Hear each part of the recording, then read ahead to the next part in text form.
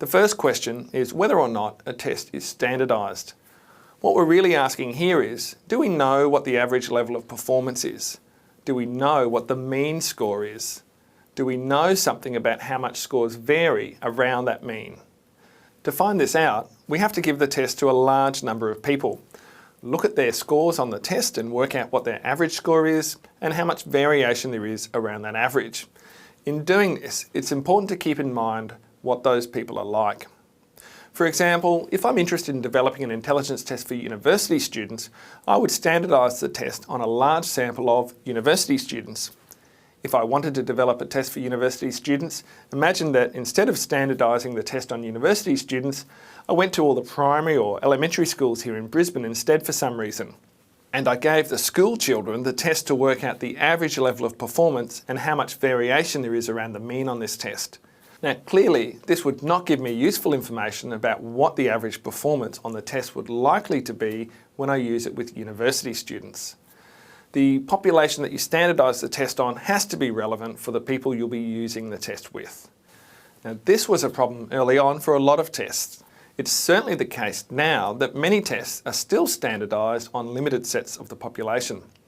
Often the easiest groups of people you can get are university students or people in the general community in Western cultures. These are often the populations that different tests are standardised on. Now this can make it tricky to compare how someone performs on a test from one culture with how someone performs on the same test but in another culture. We'll come back to this issue later, but it's a difficult problem and the answer is somewhat complicated. So as you've probably guessed, the reason why we care about standardisation is because it tells us how well somebody has performed. If I said I had an IQ of 115, would you say that's high or low?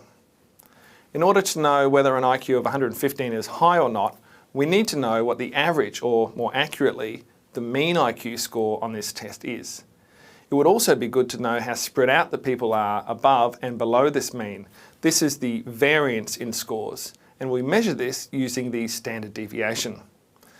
Essentially, what we want to know is what the distribution looks like, what properties it has. When we standardise our test, we have this information. Let's talk through an example. Let's talk about height. Now, if you measure enough people on any attribute, on things like height, and you plot their scores on a graph like this, we've got the number of people on the y-axis and the heights on the x-axis. What we end up with is something that looks like a normal distribution. A normal distribution has certain characteristics that we can use to estimate the properties of the distribution.